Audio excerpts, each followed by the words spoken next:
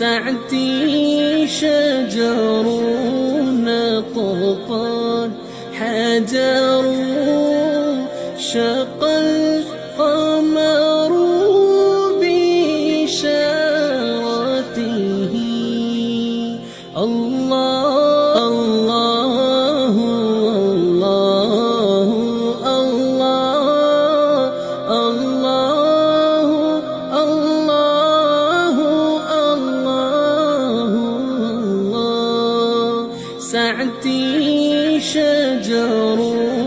نطقت حجر شق القمر بإشارته الله